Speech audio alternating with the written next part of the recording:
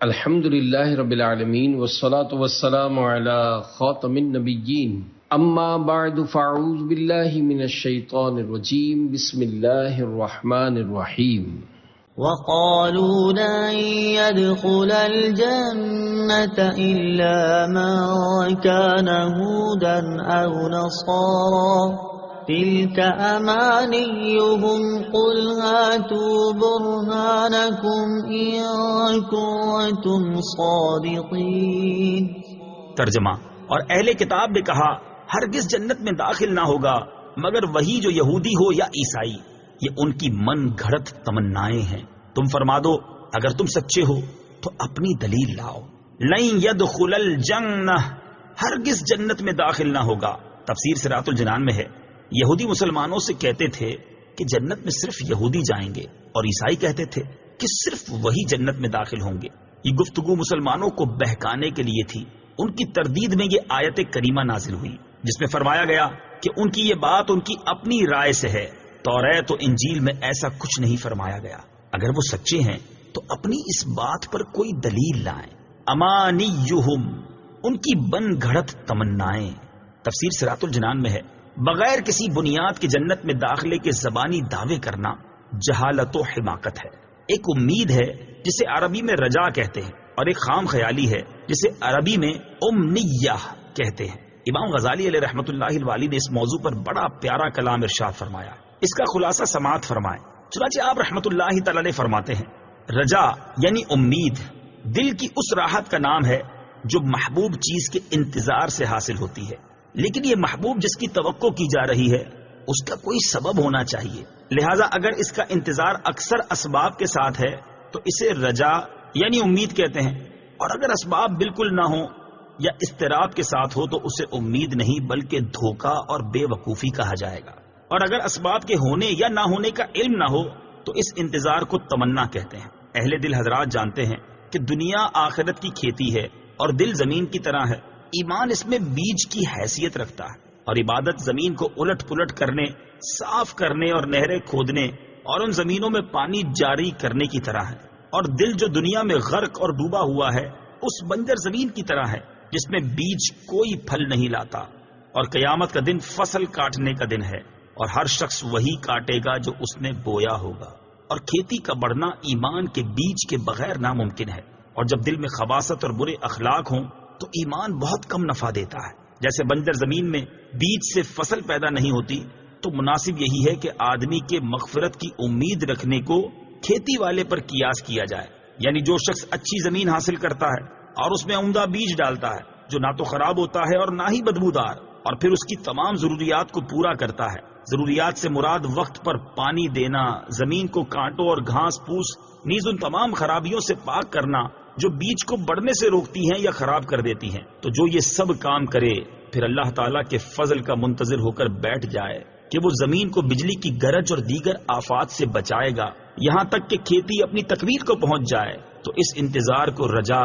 یعنی امید کہتے ہیں۔ اور اگر سخت زمین میں بیج ڈالے جو شور زدہ ہو اور بلندی پر ہو، جس تک پانی نہیں پہنچ سکتا، اور بیج کی پرواہ بھی نہ کرے اور پھر اس کے کٹنے کا انتظار کرے، تو اس انتظار کو بے وقوفی اور دھوکہ کہتے ہیں، امید نہیں کہتے۔ اور اگر اچھی زمین میں بیج ڈالا لیکن اس میں پانی نہیں ہے، اب وہ بارش کے انتظار میں ہے، اور یہ ایسا وقت ہے جس میں عام طور پر بارش نہیں برستی، تو اس انتظار کو تمنا کہتے ہیں، رجا نہیں کہتے۔ تو گویا رجا کا لفظ کسی ایسی پسندیدہ چیز کے انتظار پر صادق آتا ہے جس کے لیے وہ تمام اسباب تیار کر دیے گئے ہوں جو بندے کے اختیار میں ہے۔ صرف وہی اسباب باقی رہ گئے جو بندے کے اختیار میں نہیں ہیں، اور وہ اللہ تعالیٰ کا فضل ہے جس کی وجہ سے تمام نقصان دہ اور فاسد کرنے والے اسباب کھیتی سے دور ہو جاتے ہیں۔ پس جب بندہ ایمان کا بیج ڈالتا ہے اور اس کو عبادت کا پانی پلاتا ہے، دل کو بد اخلاقی کے کانٹوں سے پاک کرتا ہے، اور اللہ تعالیٰ کے فضل کا مرتے دم تک منتظر رہتا ہے،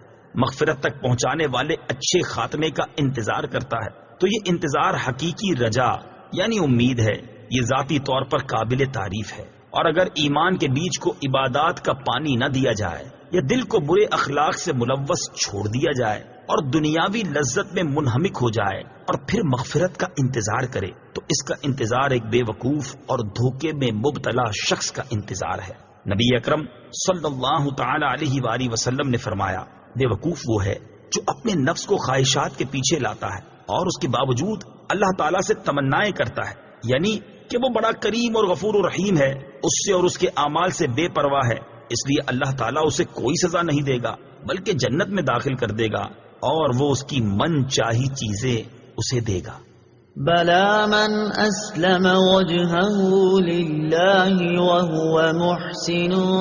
فله أجره عند ربه ولا خوف عليهم ولا هم يحزنون۔ ترجمہ، ہاں کیوں نہیں، جس نے اپنا چہرہ اللہ کے لیے جھکا دیا اور وہ نیکی کرنے والا بھی ہو تو اس کا اجر اس کے رب کے پاس ہے اور ان پر نہ کوئی خوف ہوگا اور نہ وہ غمگین ہوں گے۔ بلا کیوں نہیں،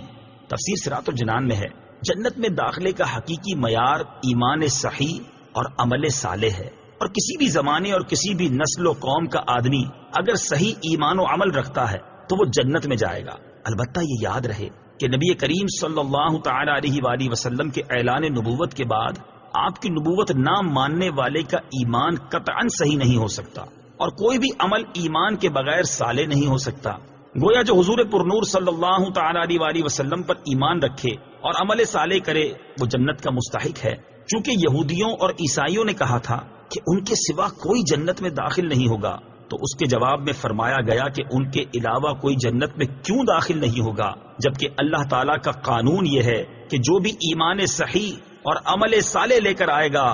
وہ جنت میں داخل ہوگا۔ وقالت اليهود ليست النصارى على شيء وقالت النصارى ليست اليهود على شيء وهم يتلون الكتاب كذلك قال الذين لا يعلمون مثل قولهم فالله يحكم بينهم يوم القيامة فيما كانوا فيه يختلفون۔ ترجمہ، اور یہودیوں نے کہا عیسائی کسی شے پر نہیں، اور عیسائیوں نے کہا یہودی کسی شے پر نہیں، حالانکہ یہ کتاب پڑھتے ہیں۔ اسی طرح جاہلوں نے ان پہلوں جیسی بات کہی تو اللہ قیامت کے دن ان میں اس بات کا فیصلہ کر دے گا جس میں یہ جھگڑ رہے ہیں۔ قالت الیہود، یہودی بولے۔ تفسیر صراط الجنان میں ہے ایک بار نجران کے عیسائیوں اور مدینہ منورہ کے یہودیوں کے علماء کی بارگاہ مصطفی صلی اللہ تعالی علیہ وسلم میں آپس میں بحث ہو گئی۔ بحث کے دوران دونوں نے خوب شور مچایا۔ یہودی کہتے تھے کہ عیسائیوں کا دین کچھ نہیں، اور عیسائی کہتے تھے کہ یہودیوں کا دین کچھ نہیں۔ اس پر یہ آیت نازل ہوئی، یتلون الکتاب،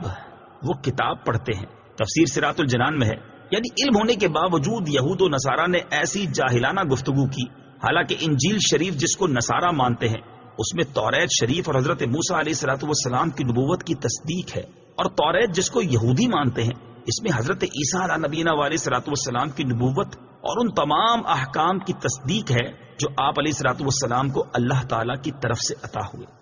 قرآن پڑھ کر عمل نہ کرنے والے مسلمانوں کو تنبیہ۔ یہودیوں اور عیسائیوں کی اس روش کے بیان میں سید المرسلین صلی اللہ تعالی علیہ وآلہ وسلم کی امت کے ان مسلمانوں کے لیے بھی تنبیہ ہے کہ جو قرآن مجید پڑھتے ہیں اور اس میں بیان کیے گئے احکام سے آگاہ بھی ہیں اور اس کے باوجود ان احکام پر عمل نہیں کرتے، اور اگر عمل کرتے بھی ہیں تو فقط ان احکام پر جو ان کی خواہشات کے موافق ہوں، اور جو احکام ان کی خواہش کے موافق نہیں ان پر عمل نہیں کرتے۔ حضرت زیاد بن لبید رضی اللہ تعالی عنہ فرماتے ہیں حضور اقدس صلی اللہ تعالی علیہ وآلہ وسلم نے کسی بات کا تذکرہ فرمایا اور ارشاد فرمایا یہ اس وقت ہوگا جب کہ علم اٹھ جائے گا۔ میں نے عرض کی یا رسول اللہ صلی اللہ تعالی علیہ وسلم علم کیسے اٹھ جائے گا؟ حالانکہ ہم قرآن پڑھتے ہیں اور اپنی اولاد کو پڑھاتے ہیں اور وہ اپنی اولاد کو پڑھائیں گے، اس طرح یہ سلسلہ قیامت تک چلتا رہے گا۔ آپ صلی اللہ تعالی علیہ وآلہ وسلم نے ارشاد فرمایا اے زیاد تیری ماں تجھے گم پائے، میں تمہیں مدینہ کے فہیم لوگوں میں شمار کرتا تھا، کیا یہودی اور عیسائی تورات اور انجیل نہیں پڑھتے لیکن ان میں سے کوئی بھی اس پر عمل نہیں کرتا؟ اسی طرح مسلمان قرآن تو پڑھیں گے لیکن اس پر عمل نہیں کریں گے، اور جو اپنے علم پر عمل نہ کرے وہ اور جاہل دونوں برابر ہیں۔ اللہ تعالیٰ مسلمانوں کو قرآن مجید کی تلاوت کرنے، اسے سمجھنے اور اس کے احکام و تعلیمات پر عمل کرنے کی توفیق عطا فرمائے، آمین۔ کذالک قال،